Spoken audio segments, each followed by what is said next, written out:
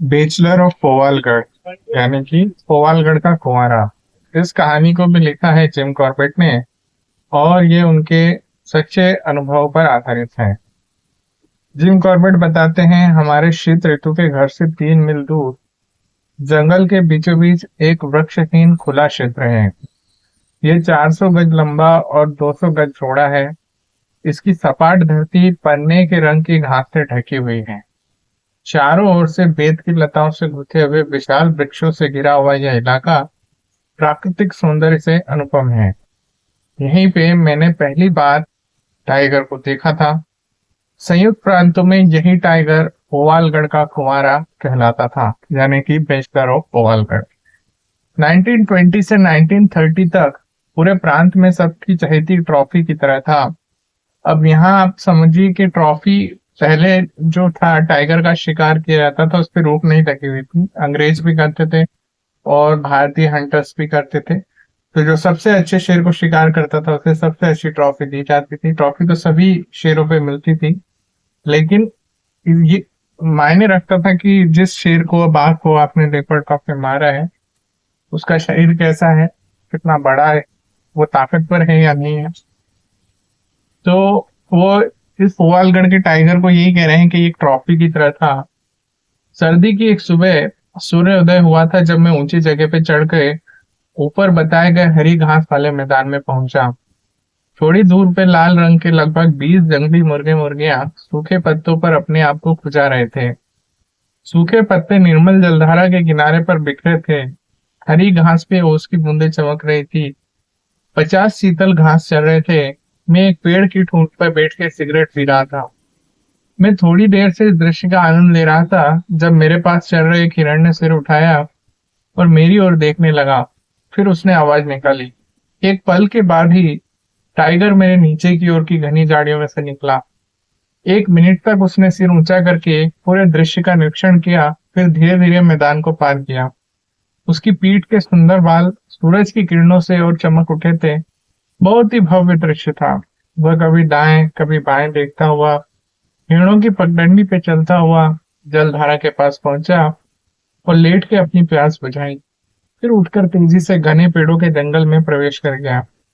उससे पूर्व उसने खड़े होकर 3 बार गर्जना की।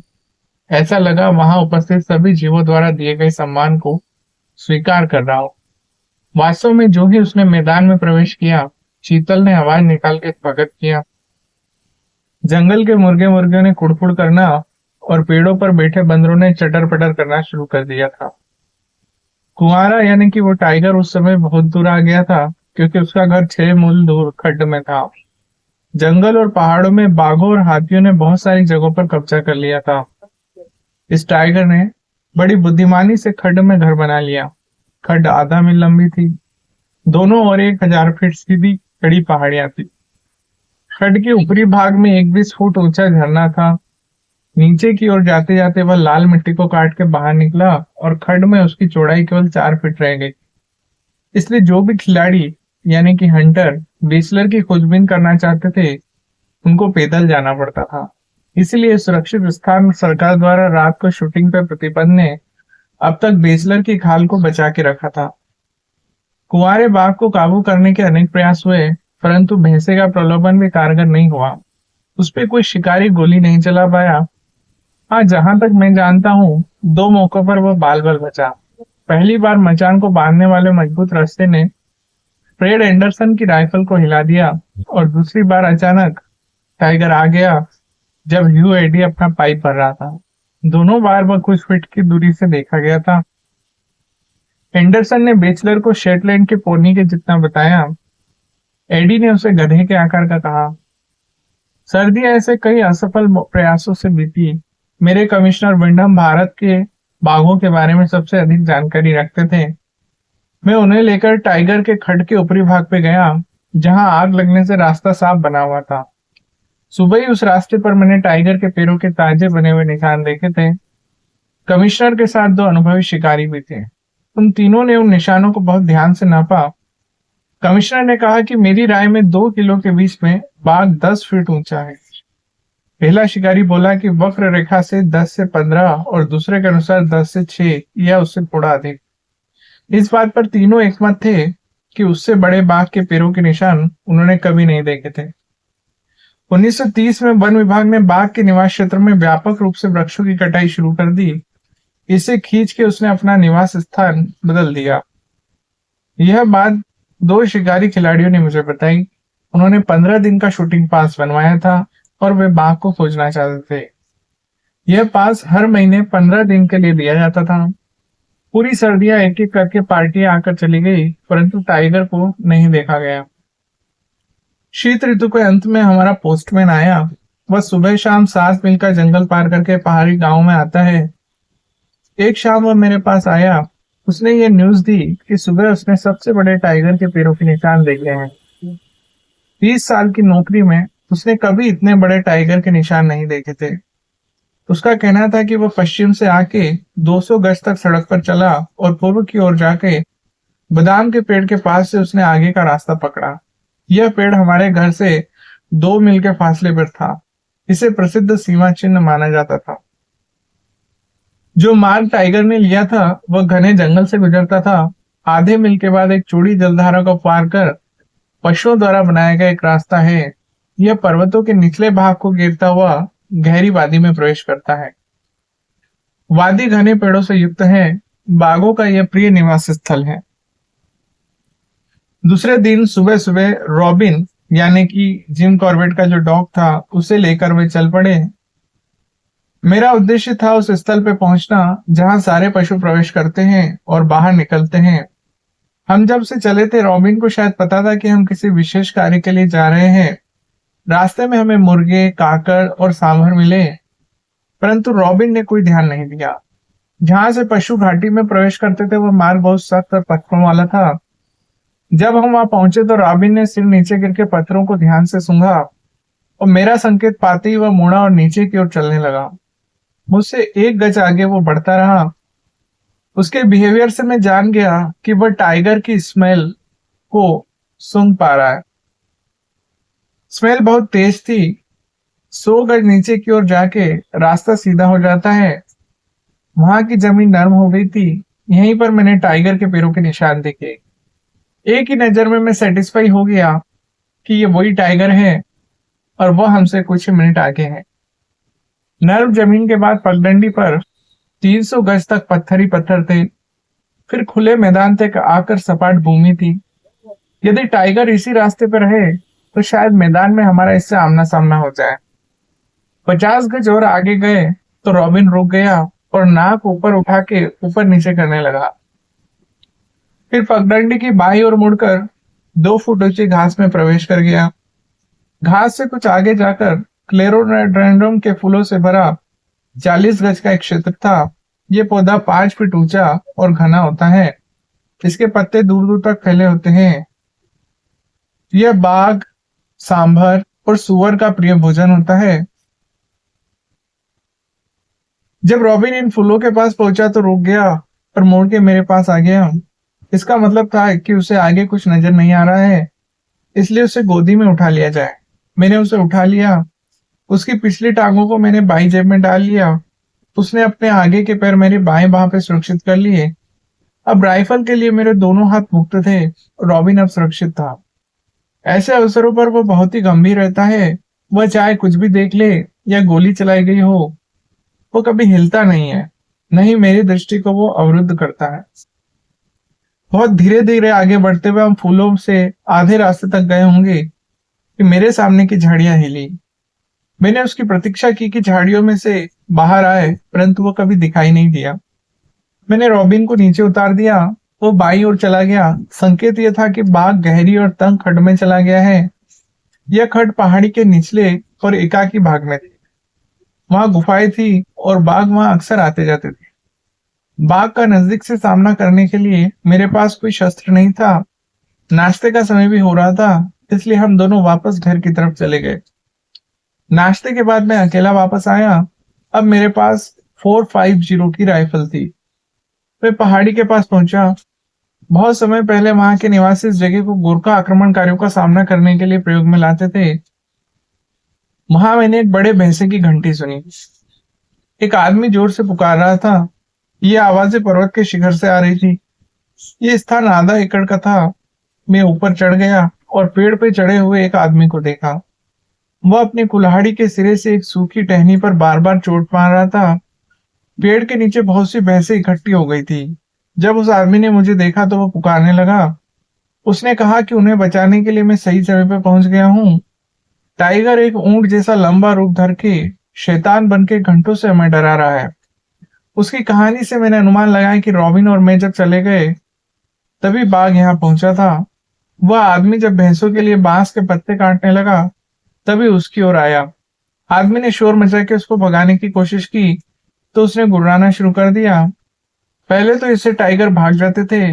इस बार टाइगर के गुरगुराने से डर के वह भागा। भैंसे भी पीछे पीछे आ गई। वो पेड़ पे चढ़ गया। बाघ ने उसकी पुकारों की परवाह नहीं की और आगे बढ़ता रहा। फिर गोल गोल घूमने लगा और भैंसे उसकी ओर देखती रही। टाइगर ने शायद मुझे देख लिया था, तभी मेरे आने से 1 मिनट पहले वो चला गया।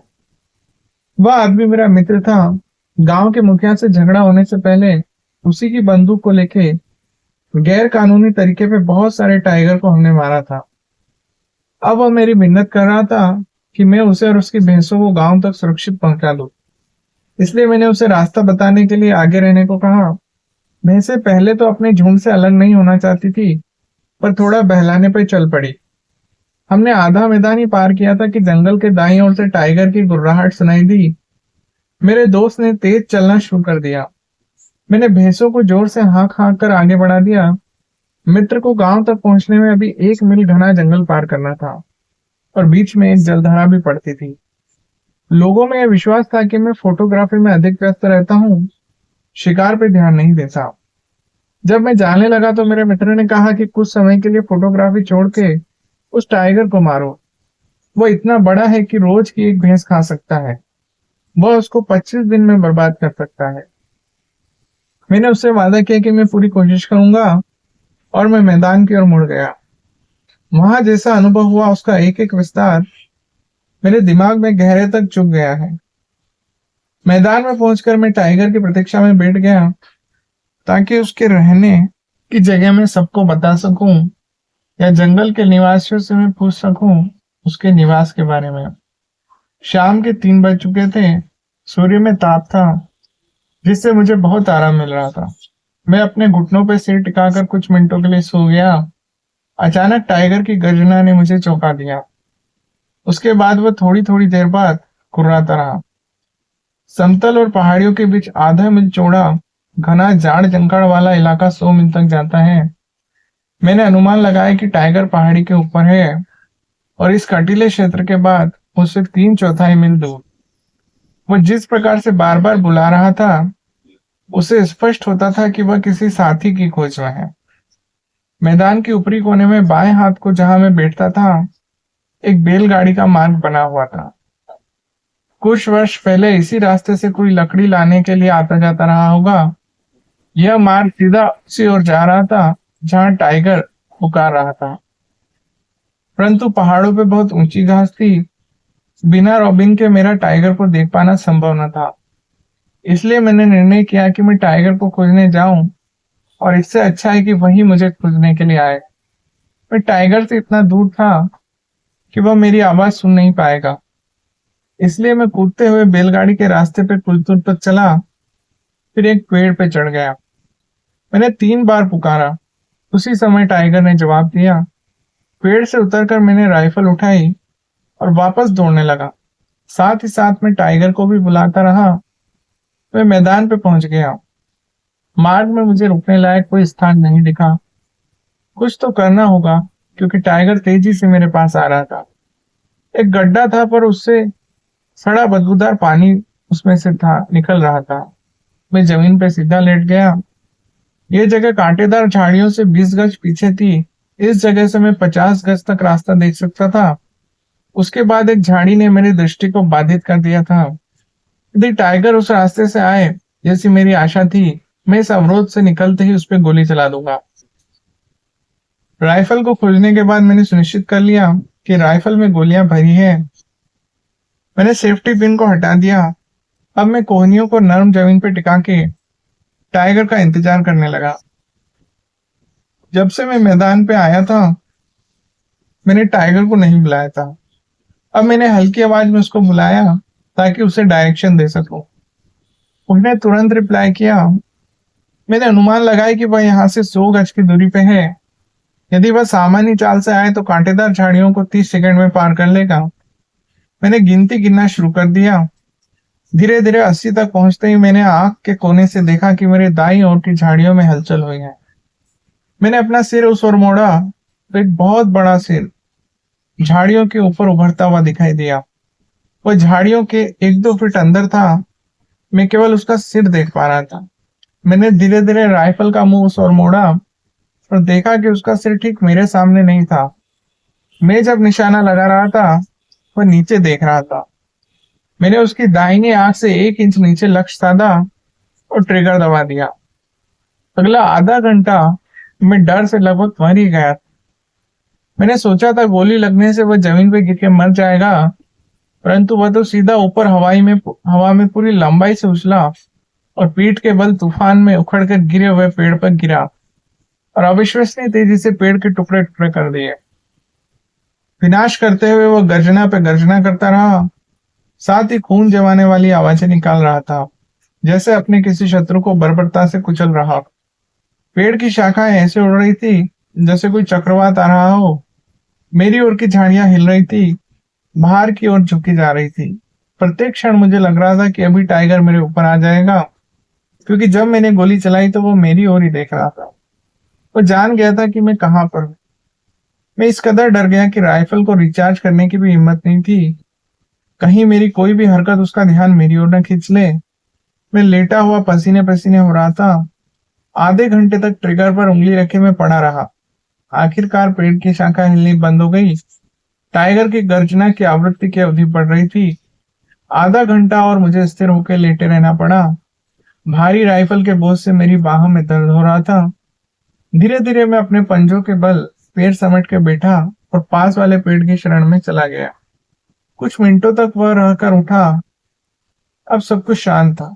मैं मुड़ा और घर की ओर चलने लगा। दूसरे दिन मैं अपने एक आदमी को साथ लेके उसी जगह पे वापस आया। मेरा साथी पेड़ों पर चढ़ने में बहुत कुशल था। पिछली शाम मैंने देखा था कि खुले मैदान के किनारे पर एक पेड़ है। इस पेड़ से 40 गज आगे टाइगर गिरा हुआ था। हम इस पेड़ के पास बहुत संभल के पहुंचे। मैं पेड़ के पीछे खड़ा हो गया और वह पेड़ पर चढ़ गया। उसने बहुत ध्यान से आसपास के इलाकों का इंस्पेक्शन किया। नीचे देखते हुए उसने सर हिला दिया। नीचे उतरकर उसने बताया कि काफी दूर तक झाड़ियां जमीन पे बिछ गई है, परंतु टाइगर कहीं दिखाई नहीं दे रहा है। मैंने उसे वापस पेड़ के ऊपर भेज दिया। उसे निर्देश दिया कि झाड़ियों के पास कोई भी हरकत हो तो मुझे अलर्ट करे। मैं आगे चला गया। मैं वह स्थान देखना चाहता था जहाँ टाइगर ने अपना गुस्सा निकाला था।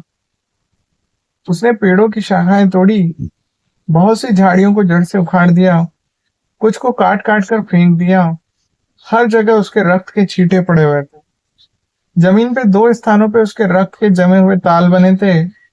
वहीं पर एक छोटी सी हड्डी पड़ी थी, लगभग 2 इंच की। उसको ध्यान से देखने में पता चला कि वह उसकी खोपड़ी का टुकड़ा था। खून की कोई भी रेखा उस स्थान से आगे की ओर नहीं बनी थी। रक्त के ताल इस बात का प्रमाण थे कि कल जब मैं यहां से गया, टाइगर यहीं था। मैंने उस समय जितनी सावधानी बरती थी वह अनिवार्य थी, क्योंकि जब मैं वापस जाने को तैयार हुआ उस समय मैं संसार के सबसे अधिक खतरनाक और घायल पशु से केवल 10 गज की दूरी पर था। उस स्थान के आसपास मैंने चक्कर लगाया तो कई जगह पत्तों पर खून के धब्बे थे, जो शायद उसके मुंह से टकराए होंगे। मेरा अनुमान था कि बाघ यहाँ से 200 गज आगे सेमल के एक बड़े पेड़ तक गया होगा। मैं मुड़कर उस पेड़ पर चढ़ गया जहां मेरा आदमी था। मैं वहां से विहंगम दृष्टि लेना चाहता था ताकि मैं आगे जाऊं तो अंदाजा हो कि वहां क्या क्या मिल सकता है। वास्तव में मुझे काफी बेचैनी का अनुभव हो रहा था। यदि मार्ग में टाइगर मुझे जिंदा मिले तो क्या होगा? क्योंकि सिर पे लगी गोली के बाद भी टाइगर कई दिन तक जिंदा रह सकता है। कभी कभी घाव ठीक भी हो जाता है। हालांकि इस टाइगर की खोपड़ी का कुछ हिस्सा निकल गया है। फिर भी टाइगर की इस स्थिति में परिणाम क्या होगा मुझे मालूम नहीं। वो कुछ घंटे या कुछ दिन या फिर बूढ़ा होकर मरेगा, निश्चित रूप से मैं कुछ कह नहीं सकता। इस कारण से मैं उसे एक घायल टाइगर की तरह ही समझूंगा और व्यर्थ का जोखिम नहीं उठाऊंगा। पेड़ के ऊपर से मैंने देखा, सेमल के वृक्ष के बाईं ओर दो पेड़ थे। पास वाला रथ से 30 गज पे था और आगे वाला 50 गज पे। अपने साथी को पेड़ पे छोड़कर मैं नीचे उतर आया। अपनी राइफल और शॉटगन तथा 100 गोलियों से भरा थैला उठा के सावधानी पूर्वक पास वाले वृक्ष पे 30 फुट की ऊंचाई तक चढ़ गया। एक मजबूत रस्सी से बंधी हुई राइफल और शॉटगन को मैंने ऊपर खींच लिया। दो शाखाओं के बीच में राइफल को टिका दिया ताकि जरूरत पड़ने पे आसानी से मैं उसे ले सकूं। फिर मैंने एक एक गज पे गोली दागनी शुरू की, अगले पेड़ की जड़ तक। सवाल ये था, टाइगर कहाँ होगा? यही पता लगाना चाहता था। यदि वह यहीं कहीं आसपास होगा तो घायल होते भी वह गुर्राएगा या फिर हमला करेगा।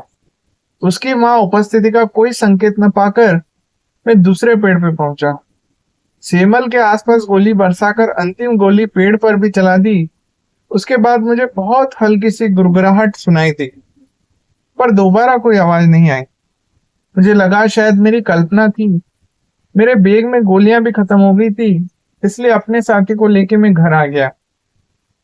दूसरे दिन मैं फिर वहीं गया। वहां अपने भैंसों वाले मित्रों को देखा। मुझे देख के वह राहत महसूस कर रहा था। कारण बाद में पता चला। घास अभी तक ओस से गिली थी, फिर भी एक जगह सूखी मिल गई। वहां बैठ के हमने सिगरेट पी और अपने अपने अनुभव साझे किए। मैं पहले बता चुका हूं कि मेरा मित्र सारा जीवन जंगलों और टाइगरों के बीच रह के शिकार करता रहा है, तो उसका अनुभव और ज्ञान बहुत ही अधिक है। उस दिन जब मैं उसे छोड़ के चला गया तो वो पानी के किनारे बैठ के राइफल की आवाजें सुन रहा था। उसने 2 टाइगर की आवाजें सुनी थी, मेरी राइफल से निकला शॉट और लगातार टाइगर की गर्जना भी उसने सुनी। उसने निष्कर्ष निकाला था कि एक बाघ घायल हो गया है और दूसरा मुझे खा गया है। फिर दूसरे दिन इतनी सारी गोलियों की आवाज सुनी तो उसे रहस्य समझ में नहीं आया, तो वह पहेली सुलझाने चला आया। रक्त की गंध से आकर्षित होकर उसकी भैंसों ने वह स्थान बता दिया जहां टाइगर गिरा था। उसने सूखा हुआ रक्त और हड्डी का टुकड़ा भी देख लिया था। उसका विचार था कि कोई भी पशु जिसकी खोपड़ी का एक हिस्सा टूट गया हो कुछ ही घंटे जीवित रह सकता है। टाइगर मर चुका है तो उसे पूरा विश्वास था। यहाँ तक कि वह अपनी भैंसों को जंगल में ले जाने को तैयार था ताकि मुझे मरा हुआ टाइगर दिखा सके।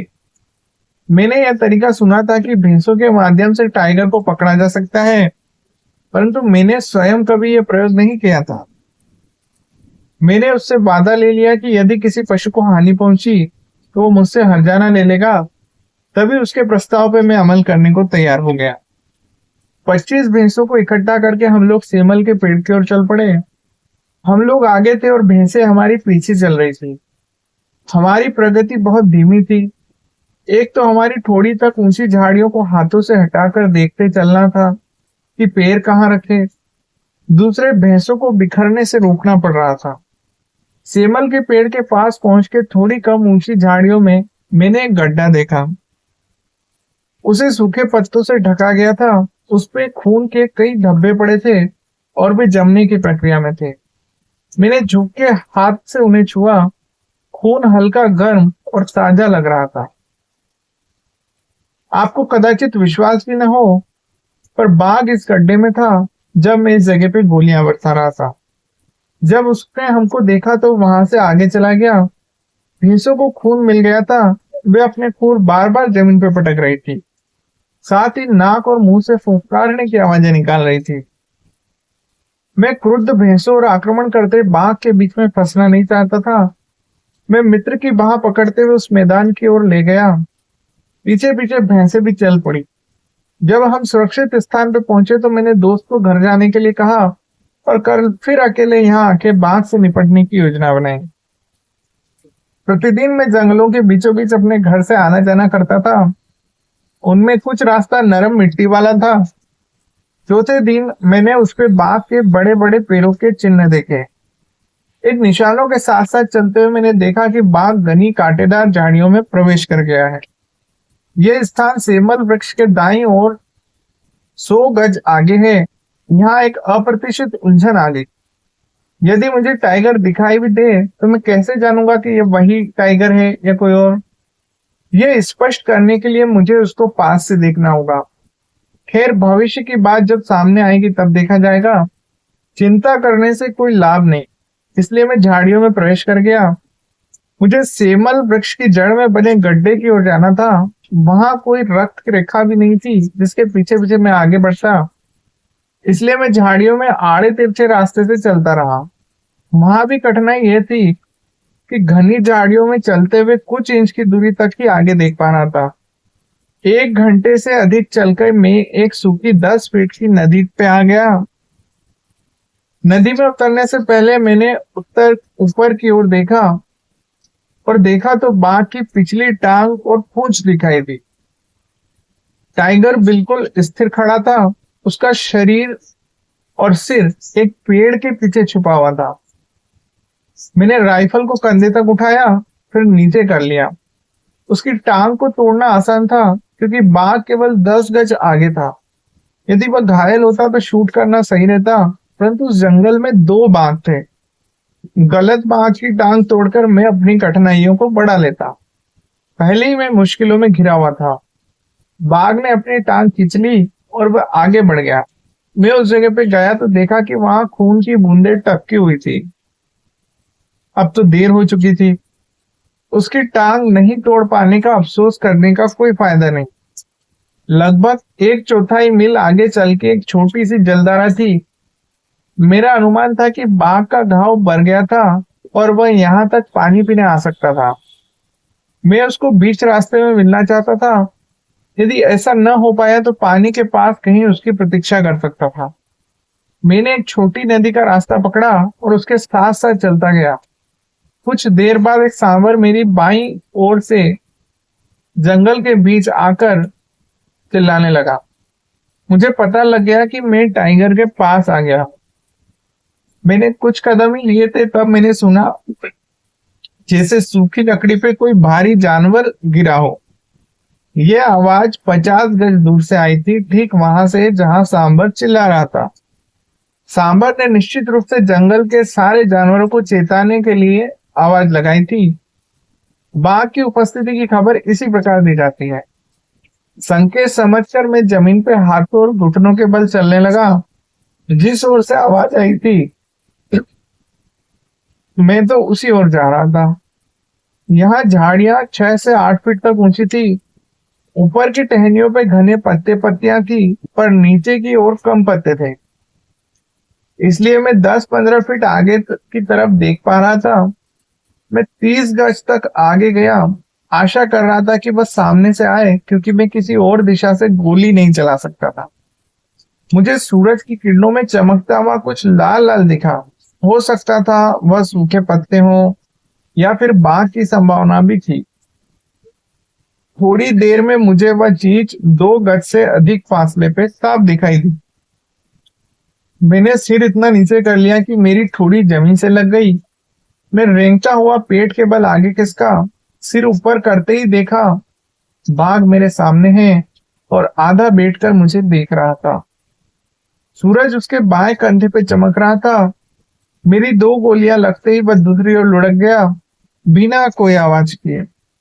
अब मैं उसको ऊपर से देख रहा था। उसके भव्य शरीर का अनुपात अद्भुत था। अब मुझे उसके पैर देखने की आवश्यकता नहीं थी। मैं जान गया था कि मेरे सामने लेटा हुआ टाइगर फोवालगढ़ का बैचलर ही है।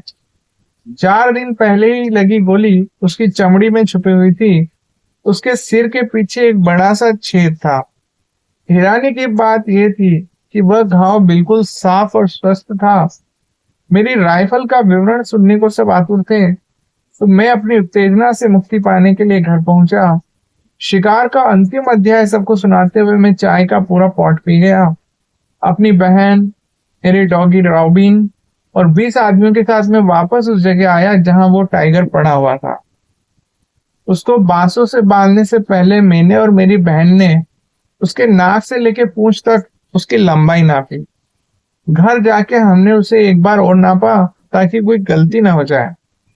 यह नाप अनमोल था क्योंकि वहां कोई गवाह नहीं था जो उसे प्रमाणित कर सके। फिर यह बात सबके लिए रोचक होगी कि जंगल के बड़े ही बाघ के पैरों के निशानों से उसकी लंबाई बिल्कुल सही बता सकते हैं। विंडम, याद है तुमने कहा था कि बाघ खूंटों के बीच 10 फीट का था? यह लगभग 10 फीट 6 इंच हो जाता है। दूसरों ने कहा था 10 फीट 6 इंच से थोड़ा अधिक है। 7 साल पहले बनाए गए इस अंदाजे के बाद मेरे और बहन के द्वारा लिया गया नाप निकला 10 फुट 7 इंच का। यानी कि ये बाघ अब तक का सबसे बड़ा बाघ था जो भारत में पाया गया था। लगभग 10 फीट 7 इंच का बाघ, और इसका शिकार किया जिम कॉर्बेट ने। हालांकि ये बाघ नरभक्षी नहीं था। तो ये जो है इंसिडेंट, ये घटना जो है थोड़ी सी कंट्रोवर्शियल भी हुई, लेकिन हमें याद रखना चाहिए कि जिस काल की, जिस समय की ये घटनाएं हैं, तब भारत में बाघों की संख्या बहुत अधिक हुआ करती थी और टाइगर का शिकार करना इलीगल नहीं होता था। कहानी आपको कैसी लगी हो, ये आप कमेंट बॉक्स में जरूर लिख के बताइएगा, और प्लीज चैनल को सब्सक्राइब करिए। इससे हमें काम करने का प्रोत्साहन मिलता है। धन्यवाद।